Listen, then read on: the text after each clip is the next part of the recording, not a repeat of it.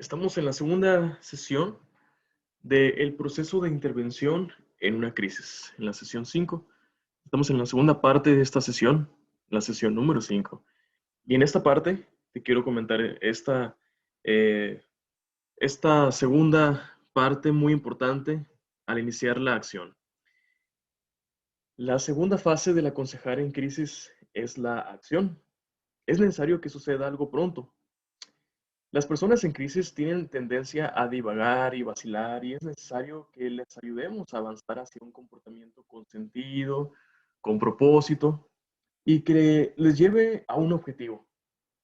Necesitan saber ah, que, sea, eh, que se hace algo, que se hace algo por ellos, se hace algo para ellos. Tienen la necesidad de recibir esta impresión a partir de la primera sesión.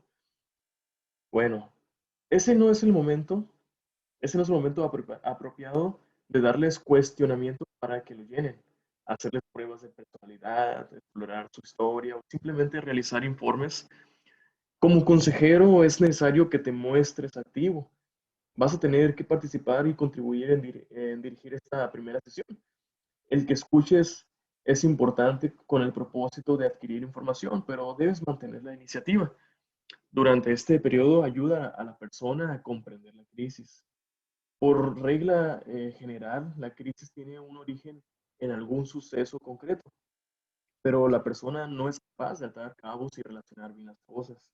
Necesita que alguien le relacione los sentimientos de desolación y consternación con el suceso. Anímale a que exprese sus sentimientos. Aunque el aconsejar de crisis no se centra mucho en el pasado, es importante analizar en qué forma funcionaba la persona antes de la crisis.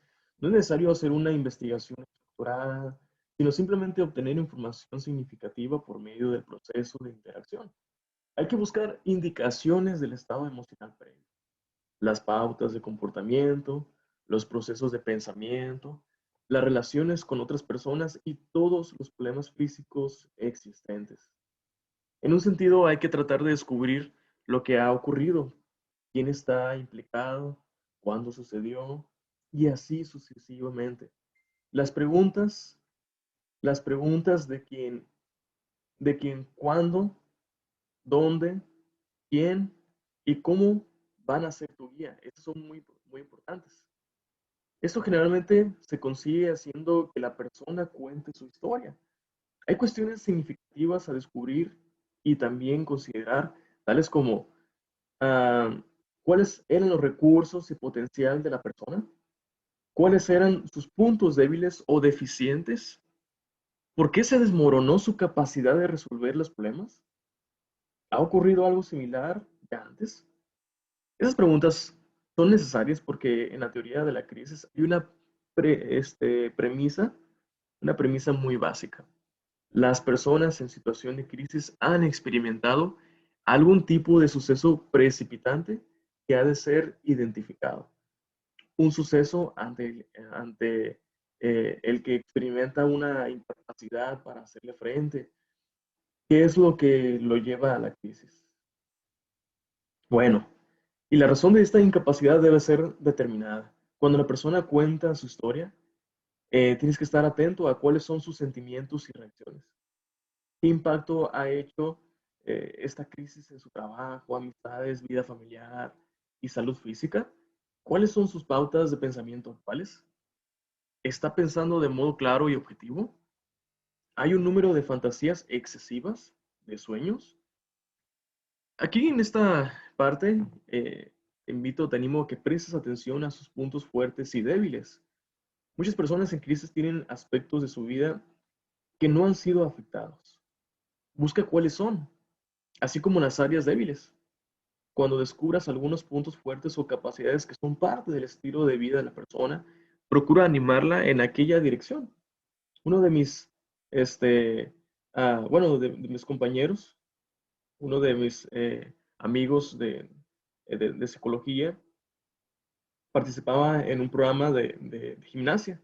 Y bueno, lo animé a continuarlo de modo regular, vamos a decirlo así, porque esto constituía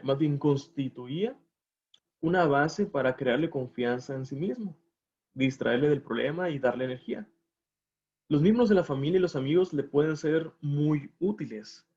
¿Están a su disposición? ¿Hay alguna indicación de comportamiento peligroso? Las dificultades inherentes a las tendencias al suicidio serán discutidas en un capítulo posterior. Vamos a platicarlo en la siguiente sesión. Pero primero que nada, considera las dificultades potenciales actuales y futuras de la persona ante su familia. Algunos pueden necesitar ayuda para atreverse a contar a sus padres o a sus hijos lo que ha ocurrido. Bueno, un esposo o una esposa maltratada pueden necesitar un lugar seguro en que residir y ser protegido.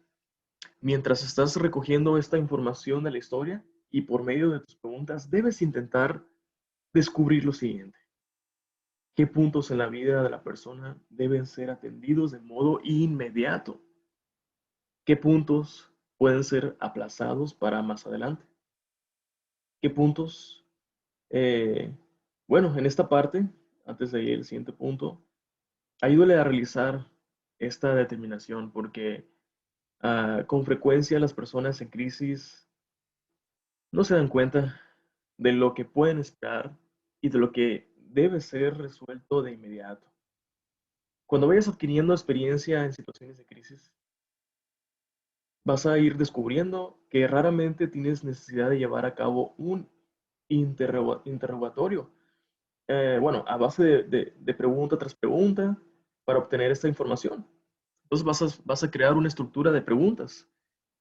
El aconsejado va a facilitar voluntariamente la mayor parte, pero cuando discutes la situación con él, asegúrate de que tienes todos estos puntos en cuenta en lo que dices y haces. No pierdas de vista el nivel de claridad mental de la persona en su capacidad de comunicación. Y bueno, ya he comentado varias cosas sobre este punto, pero muchos consejeros, debido a la premura de tiempo, sus características personales o a la falta de entrenamiento, optan a tomar acción directa con demasiada frecuencia. Antes de hacerlo, hazte las siguientes preguntas. ¿Es esto algo que la persona podría hacer por sí misma? ¿Qué es lo que va a resultar de esto a la larga? ¿Durante cuánto tiempo me veré envuelto en el asunto? ¿Hay riesgos en esto? ¿Cuáles son? ¿De qué otra forma esta persona podría recibir ayuda? Como sea que el sentimiento de impotencia es muy fuerte durante una crisis, puedes vamos a decirlo así, contrarrestarlo animando a la persona a emprender la acción por su cuenta y crear alternativas. Esto es muy importante. Trata de inducirlo a operar desde una posición de firmeza en vez de debilidad. Una manera de conseguirlo es preguntar a la persona cómo ha manejado y resuelto sus dificultades previas. Una vez más, recuerda que es conveniente que el aconsejado haga todo lo que pueda por sí mismo, a fin de estimular y edificar su propia estimación. Quiero terminar con esto, con esta parte tan importante. Antes de ir a la siguiente sesión, a la sesión número 6, quiero que reflexiones, que ores a Dios, que le pidas dirección para poder hacer un buen trabajo con las personas que necesitan ser escuchadas. Bueno, esta necesidad de decisiones y cambios es posible, sea causa a su vez de una nueva tensión, quizás para ti, pero pídele a Dios que te quite esa tensión o esos nervios para que estés en mente, en corazón, tranquilo o tranquila para poder recibir a las personas de la mejor manera. Tú puedes ser el ayudador al cual Dios ha llamado para acompañar a la persona en crisis a lo largo de todas estas generaciones. Dios te bendiga y nos vemos en la siguiente sesión.